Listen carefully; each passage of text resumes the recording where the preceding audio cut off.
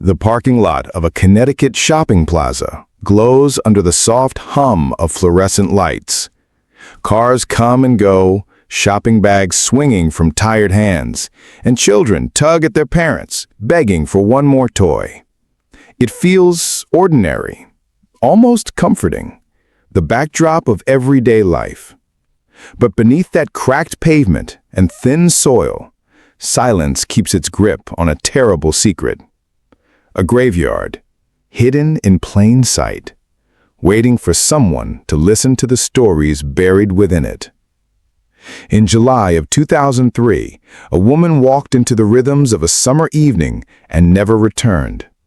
Nilsa Heidi Arizmendi, 33 years old, with dreams still clinging to her future, disappeared without leaving a trace. Her name became a whisper in missing person reports, her photograph stapled to telephone poles, her smile frozen in time. Yet for 12 long years, her body lay only miles away, concealed in the shadows of a town that thought it was safe. What does it mean when the places we know best, the plazas where we shop, the streets we drive, the benches where we rest, hide something monstrous just beneath their surface? How does a single life vanish while the world above continues unchanged? Neighbors sipping coffee, children chasing ice cream trucks, all unaware of the horror beneath their feet. This is not only the story of a disappearance. It is the unraveling of one of Connecticut's darkest truths, a tale of ordinary places masking unspeakable acts, and of one woman's absence that revealed the presence of a predator. And it begins, as so many tragedies do, with a single night that seemed like any other. Nilsa Heidi Arizmendi was 33 years old, living at that crossroads in life where dreams still felt within reach, yet reality pressed heavy against her shoulders. She carried a kind of restless energy, a spirit that could ignite a room with a quick smile, but also moments of fragility when the world seemed too much. Friends remembered the way her laughter spilled out, unfiltered and bold, and how it echoed in the small kitchen where she'd linger with family over late-night coffee. She was one of those people who seemed larger than her circumstances, yet still tethered by them. Nilsa wasn't a woman wrapped in perfection. She had her struggles, and those who knew her closely could see the days when the fight in her dimmed. But even in her most difficult moments, she was loved. Her siblings saw her as both protective and unpredictable. The sister who could tease relentlessly and then, in the same breath, defend them against anyone who dared to hurt them. For her mother, the memory that endures most isn't a grand moment or a milestone, but something far simpler. The sound of Nilsa's laughter filling the house, weaving itself into the walls like a permanent echo of joy. Daily life left behind its trail of ordinary details that now feel sacred. The diner on the corner where she ordered the same coffee, dark with 2 sugars, and where the waitress knew her by name. The streets she walked in her neighborhood, pausing often to adjust her purse strap or brush her hair back in that familiar nervous gesture. Even the way she leaned against door frames when she was thinking, her head tilted slightly, eyes darting as if she were always half a step ahead of her own words. She wasn't untouched by hardship. Like so many who find themselves vulnerable, Nilsa battled demons that sometimes placed her in harm's way. Choices made in the turbulence of life often carved out paths more dangerous than they appeared. But to reduce her to those struggles is to miss the fullness of who she was. She was still a woman who dreamed of steadiness, of brighter days, of a life where her smile was not fleeting but permanent. People in town knew her presence, even if only in glimpses. The cashier who noticed her counting coins carefully, The neighbor who waved when she passed. The acquaintance who remembered how she could shift from laughter to fiery determination in a heartbeat. These fragments of memory now serve as a patchwork portrait of a life that mattered, a life that had weight and texture. It is easy in stories like this to let the victim become only the missing person, a name in a report, a photograph on a poster. But Nils's world was made up of the human moments that linger in silence after someone is gone. The half-finished mug of coffee, the bed left unmade, the echo of footsteps fading down a hallway that will never again hear them return. Her absence was not just the loss of a woman, but the sudden emptiness of all the spaces she once filled. And it is from this absence, this aching void, that the story of her disappearance begins to unfold. In the summer of 2003, Wethersfield carried the quiet rhythm of a New England suburb, a place that seemed, at first glance, untouched by the dangers that stalked larger cities. It was a town of modest homes tucked behind rows of maple and oak, of small shopping plazas with glowing signs that became landmarks for daily errands. The streets curled lazily through neighborhoods where people nodded to one another out of habit, where children's bikes leaned against fences, and where the biggest disruption might be a barking dog echoing down a cul-de-sac. Late July brought a particular heaviness to the air, the kind of sticky summer nights when window screens rattled in their frames, when curtains swayed with the smallest breeze, and cicadas droned so loudly that their chorus became the soundtrack of every evening. The asphalt held on to the day's heat, radiating it back as dusk settled in, while porch lights flickered on one by one, like handles marking familiar thresholds.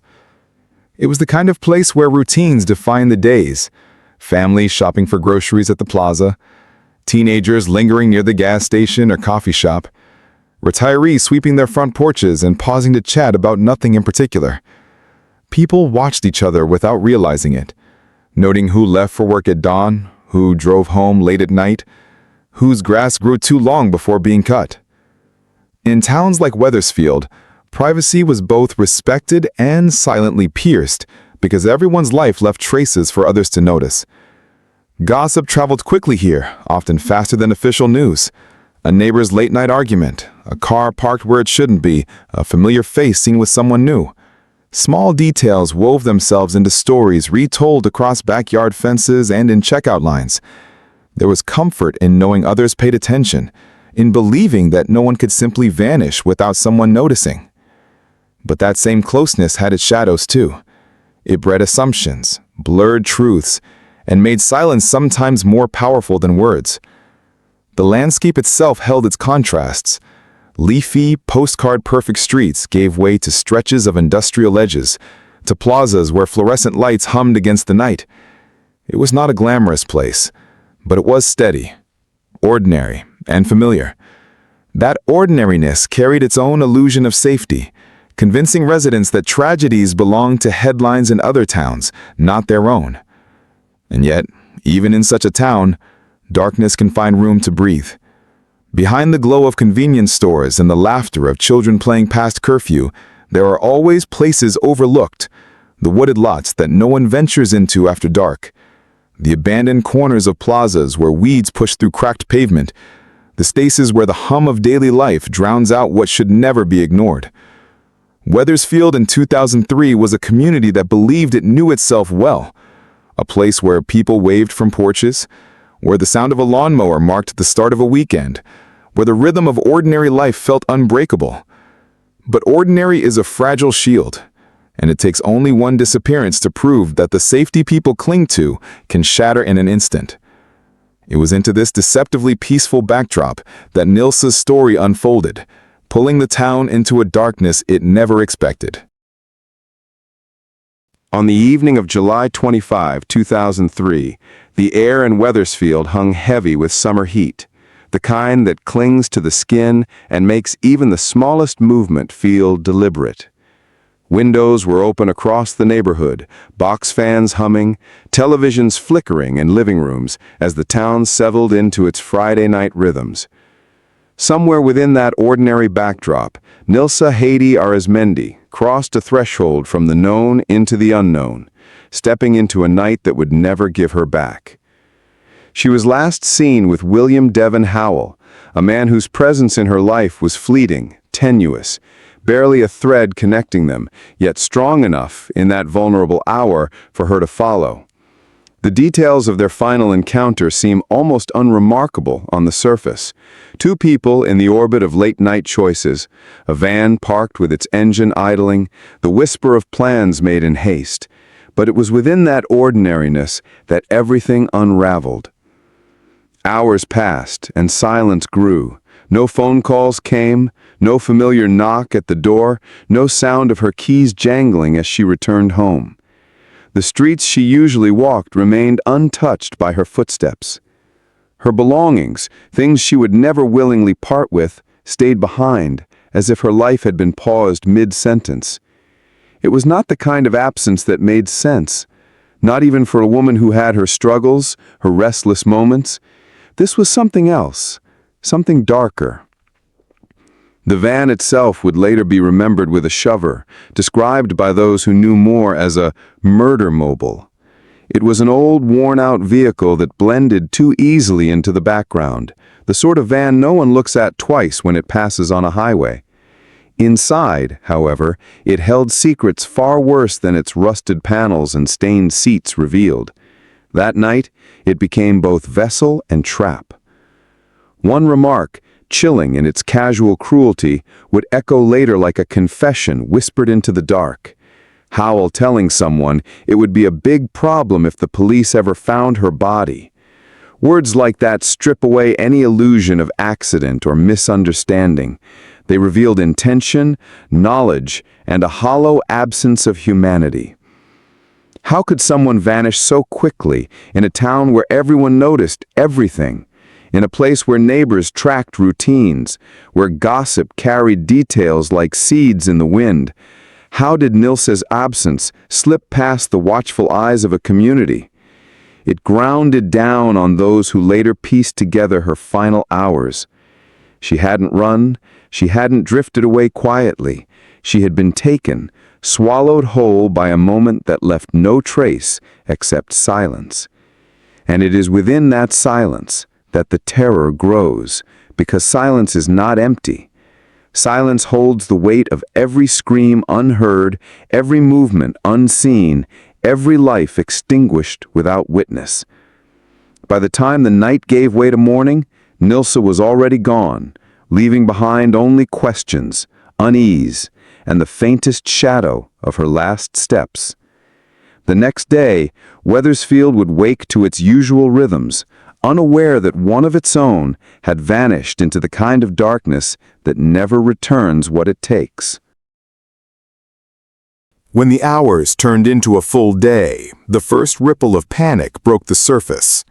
Nilsa's family knew her patterns, her silences, the ways she might withdraw when life pressed too heavily on her shoulders. But this was different.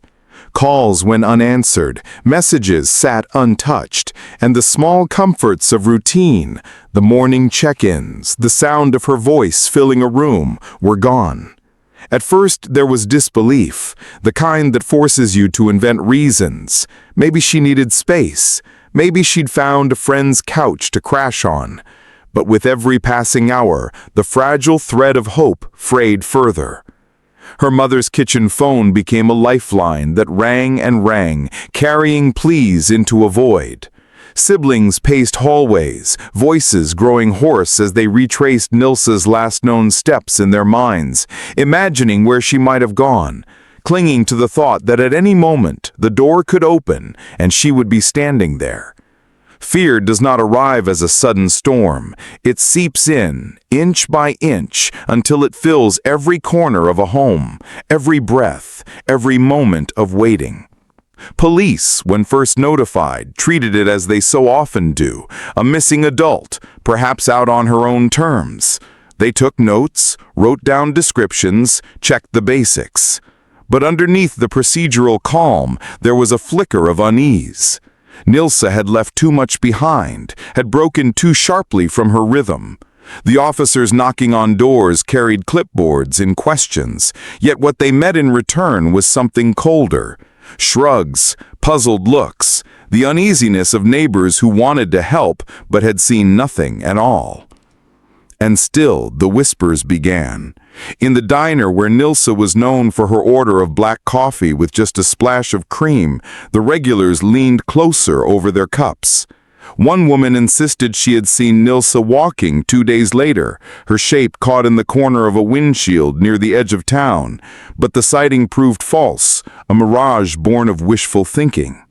A local reporter, chasing the trail, pushed harder than most. He hinted in hushed tones that something darker was hiding just beneath the surface, his articles thinly veiling suspicions that few wanted to say out loud. Among Nilsa's friends, the name William Devon Howell surfaced quickly, spoken with unease. One recalled the way his presence seemed wrong, the way his smile never reached his eyes. Howell had a way of making rooms smaller, of pressing his weight into the silence until people wanted to leave. To some, he was just a drifter in an old van. To others, he was the last person they'd ever want someone like Nilsa to trust. As days stretched into weeks, Wethersfield changed. The town that once felt comfortably predictable now carried an undercurrent of dread. Parents who once let their children wander down leafy streets now called them back before dusk. Strangers were eyed with suspicion. Conversations in grocery store aisles carried sharper edges, as if everyone was waiting for the truth to finally step into the light. Nilsa's absence had become more than a family's loss. It was a wound in the community itself, raw and growing deeper with each unanswered question. And as the unease spread, one name, one shadow, began to linger longer in the corners of every whispered conversation. In the weeks that followed Nilsa's disappearance, the machinery of investigation creaked into motion. Detectives spread across Wethersfield, notepads in hand, voices lowered as they gathered fragments of a life that had gone suddenly silent. At first, the search for answers scattered in a dozen directions, as if the case itself resisted focus. Whispers of other men entered the fold, names tied to fleeting romances, to passing acquaintances, to arguments that had burned hot and fizzled out just as quickly. Each was called in, questioned, examined under the harsh fluorescent lights of interrogation rooms. Yet each trail, no matter how convincing in rumor, seemed to dissolve when pressed against the hard edge of fact. Other theories festered in the quiet. Drugs, a chance disappearance. A woman choosing, in desperation, to walk away from everything she had known. Some investigators clung to these explanations because to imagine the alternative, something darker, something deliberate, was to imagine a predator living in their midst. And yet, despite these distractions, one name kept circling back again and again: William Devon Howell. He was not unknown to police. His presence lingered in small records and quieter warnings, enough to raise eyebrows, but not enough to cross the line of proof. His van, that rusting, wandering home on wheels, caught attention early. It was spoken of by those who had seen Nilsa climb into it, trusting him in a moment of vulnerability. And yet when questions were asked, the answers remained frustratingly vague. The vehicle was searched, reports were written, but nothing seemed to tie him directly to the disappearance. Evidence slipped through their fingers like sand. Still, Howell left behind fragments of himself that refused to sit quietly. His behavior carried odd shadows. He spoke of Nilsa in unsettling ways, mentioning her absence with a casualness that should have chilled every ear. One remark stood out in particular, a grotesque confession hiding in plain sight, that it would be a big problem if the police ever found her body. Words like that should have ignited alarms, yet they were scribbled down and then left to cool, brushed off as the unsettling musings of a man already viewed as odd. The investigation suffered from blind spots that widened with time. Resources were stretched thin, attention pulled to other crimes, other emergencies. Early leads grew cold before they were fully examined. Witnesses' memories blurred, their accounts shifting with each retelling, as if the truth itself was being eroded by time. Some investigators pressed forward, following their instincts, convinced that Howell was more than just a man with bad habits and poor timing. Others hesitated, wary of staking the case on hunches without hard evidence to stand upon. And so the investigation swayed in uneasy rhythm, swinging between possibilities. A circle of suspects emerged, then fell away. Red herrings consumed hours, days, weeks of work. And all the while, Howell remained just outside the reach of justice, his shadow lingering, but never pinned down. For the audience, the question sharpens into something personal. Would you have trusted him? Sitting across from that unsettling smile, listening to his words that bent just slightly off-center, would you have sensed the darkness beneath, or would you have dismissed it, as so many others did? The investigation did not end with resolution. It ended with a silence, a gnawing frustration, and a case already slipping toward the limbo of the unsolved. And in that silence, time began to stretch, carrying the story into its next haunting chapter. Time is the cruelest accomplice in an unsolved disappearance. In Wethersfield, days turned into months, and months hardened into years, each one carving deeper lines into the faces of those who loved Nilsa.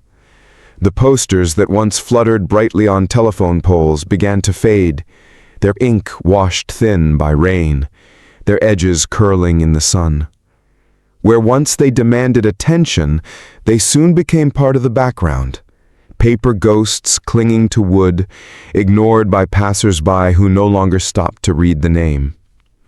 Her family, though, never stopped counting. Birthdays came and went, each one a reminder of what was stolen. Cakes sat untouched on kitchen tables, candles lit not for celebration, but for prayer. There were empty chairs at family gatherings that no one dared to move, as if to shift them would be to accept the permanence of her absence. Her mother's hair grayed too quickly, her shoulders sagging under the relentless weight of unanswered questions. Grief did not break her in a single moment. It hollowed her slowly, leaving a shadow of the woman she once was. Every year on the anniversary of Nilsa's disappearance, vigils were held. In the early years, the gatherings drew crowds, friends, neighbors, even strangers clutching candles against the night air. Voices joined in solemn unity, speaking her name, refusing to let it vanish. But as the years wore on, the crowds dwindled. Silence replaced the murmurs of prayer. The vigils continued, but with fewer flames, fewer faces, until it was mostly family who stood there, their breath visible in the cold air, whispering into the darkness as if she might still hear them. Theories sprouted in the vacuum left behind. Some wondered if Nilsa had been trafficked, swept away into a life of hidden chains. Others clung to the belief that she was still alive somewhere, waiting to return when the moment was right. Sightings were reported, each one carrying a fragile hope, only to collapse under scrutiny. A woman with the same hair, the same gait, seen in a distant town. Not her. A voice overheard that sounded achingly familiar. Not hers. Hope became a double-edged blade, lifting spirits for a heartbeat, then cutting them deeper when the truth surfaced. For her siblings, obsession replaced closure. They scoured old files, pressed investigators for answers, replayed conversations in their minds, looking for signs they had missed. Some nights they drove the same streets over and over, imagining where Nilsa might have walked, who she might have trusted, and what moment had sealed her fate. They could not stop searching, even as the town itself slipped into a kind of silence. To most, Nilsa became a name recalled in passing, a story remembered vaguely over coffee. But to her family, she remained a wound that refused to heal. And all the while, the hidden truth lay just miles away. Beneath soil walked on daily by unsuspecting feet, under the cover of places as ordinary as a shopping plaza or the quiet stretch of woods, her body rested in silence. It was a secret buried not far from home, shrouded in the cruel irony that the answer had always been close enough to touch. The cold years did not just mark the passage of time. They deepened the shadows, setting the stage for a revelation that would rip through the silence and force the truth back into the light. It started behind a shopping plaza in Waterbury, a place so ordinary that most people never gave it a second glance. A narrow strip of woods stretched between the concrete and the quiet, where the hum of traffic faded into the rustle of branches. It was here, amid tangled roots and soil pressed down by time, that searchers uncovered the first fragments. A bone, pale against the dark earth, catching the light like a whisper from the past. What began as a single discovery quickly became something far more disturbing. Piece by piece, the ground revealed what it had hidden for years. Fragments of lives once vibrant, now reduced to remains. Clothing scraps that had weathered through storms. Personal items so ordinary, a button, a shoe, a chain, that they seemed unbearable to behold because they once belonged to someone loved, someone missed. And then came the realization that this was not one person's grave. Not just Nilsa.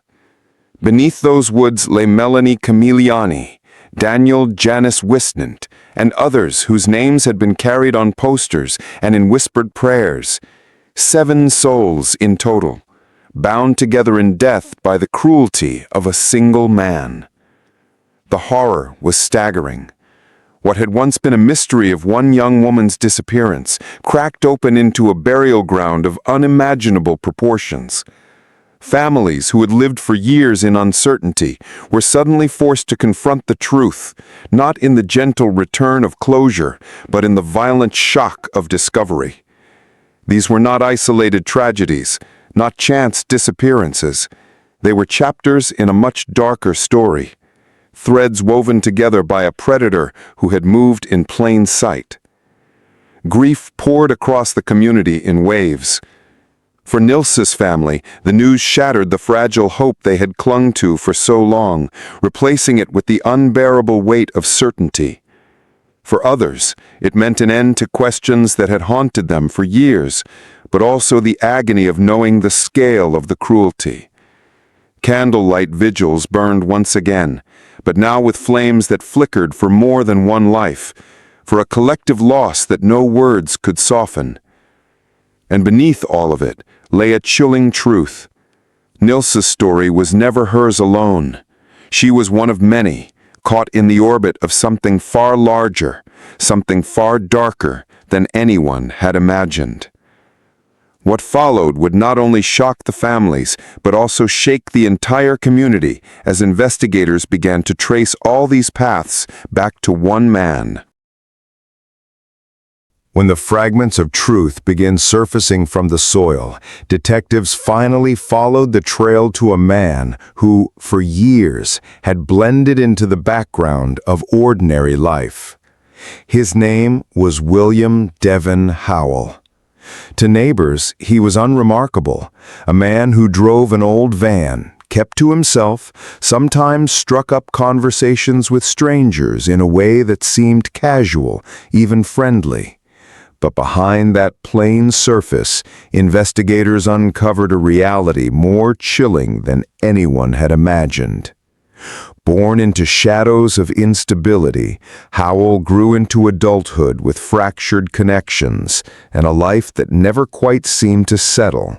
Jobs were fleeting, relationships were broken, and beneath the exterior of casual charm was a growing darkness that no one had truly seen. His van, an aging and dented vehicle that rolled unnoticed through Connecticut streets, was more than transportation. It was a coffin on wheels, a mobile tomb where he stalked, trapped, and ended lives. The horror was not in his strangeness, but in his normalcy. He did not appear as a monster lurking in the shadows.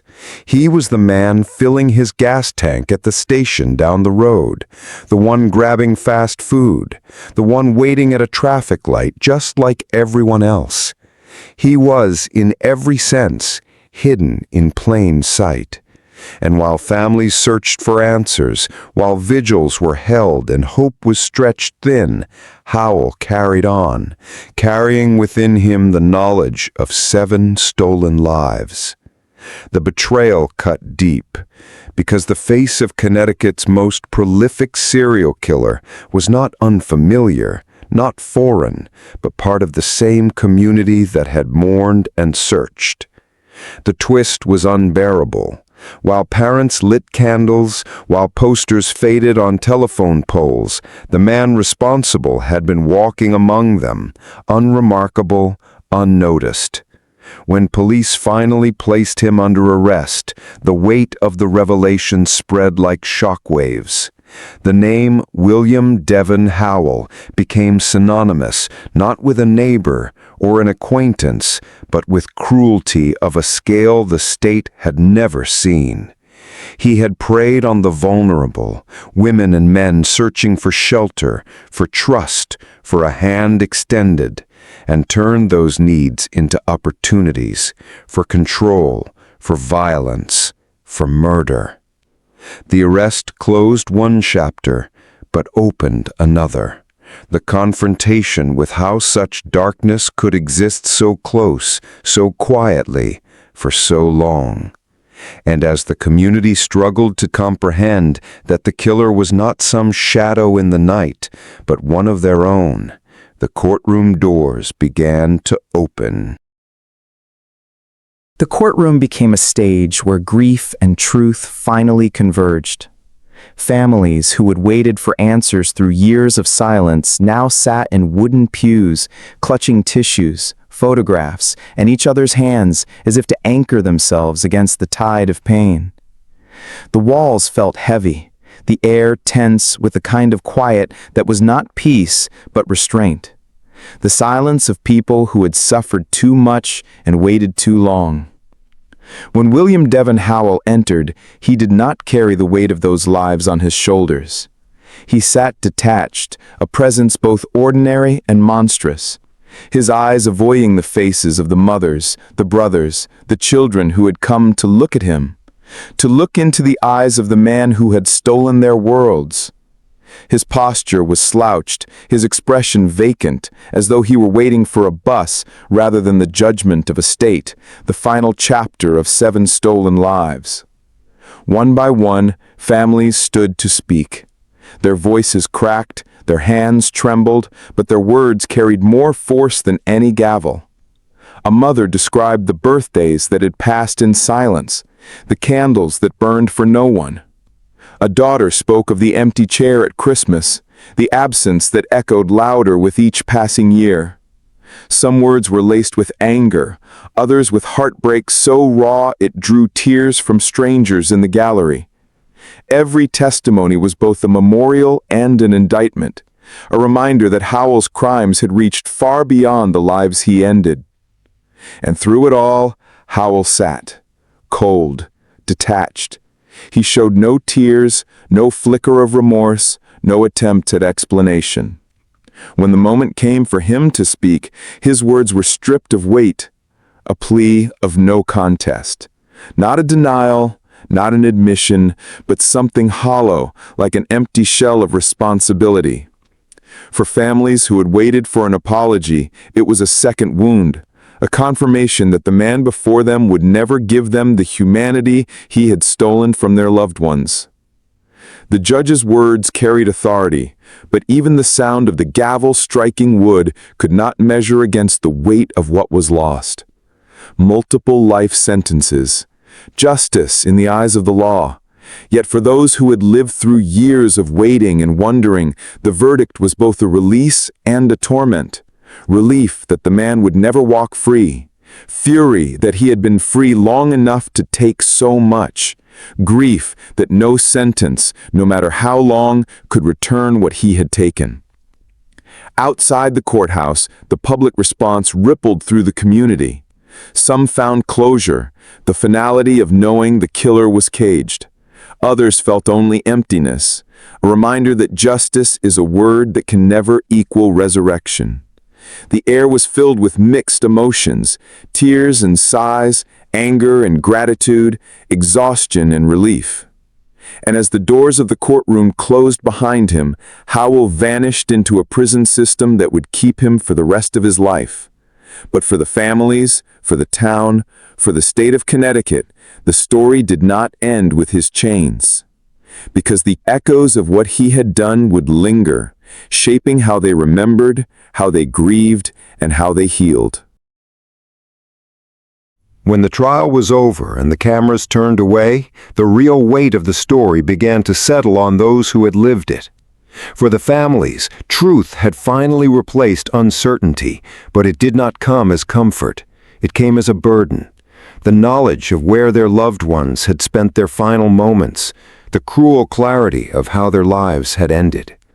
For years they had clung to hope, imagining reunions, searching for traces, whispering prayers into the night. Now they stood with answers carved deep into their bones, answers that would never be enough. In kitchens once filled with laughter, there were empty chairs. In bedrooms where posters still hung, the air felt stale, trapped in a time that would never move forward.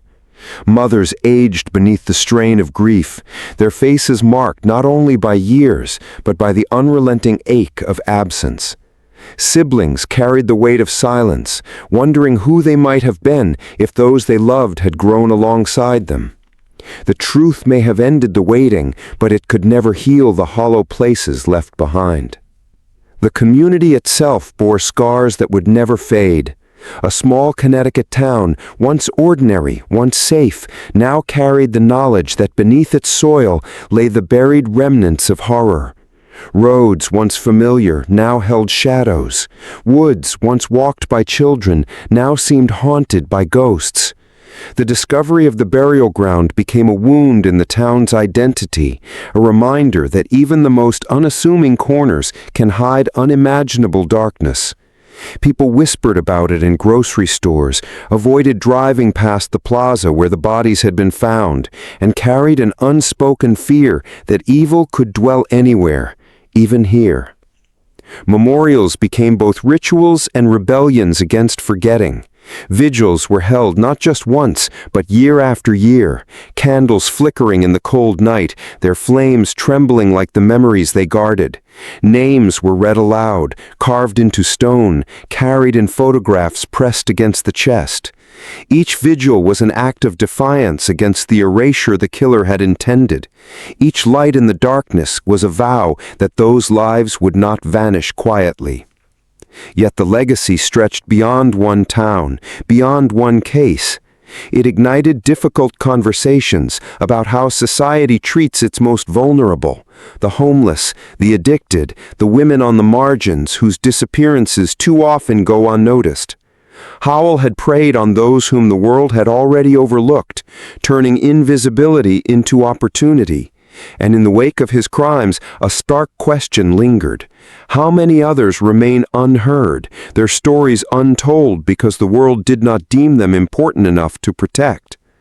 The case forced people to see what they had long ignored, that behind every missing person's poster is not just a face, but a family's heartbeat. That behind every dismissed report is a human life, fragile and irreplaceable. And that predators thrive not only in darkness, but in society's blind spots. As the years moved forward, the story of Nilsa, Melanie, Janice, and the others became more than tragedy. It became a warning etched into the collective memory, a reminder that evil does not always wear the mask of a stranger lurking in the shadows. Sometimes it is the man who walks the same streets, shops at the same stores, smiles with the same ease as everyone else. And in the end, the most haunting reflection remains. If such horrors could take root in a town so ordinary, in a place so familiar, then what does that mean for the places we pass every day, blind to the secrets that may still lie buried beneath our feet? Even though justice brought answers, it could never bring back the lives lost. The candles burn down, the vigils fade, and the town slowly returns to its rhythm, yet nothing is truly the same. The earth keeps its secrets, the past keeps its grip, and the question lingers in the silence after the credits roll. If this could happen here, in a place so ordinary, how many other stories still lie hidden, waiting to be unearthed?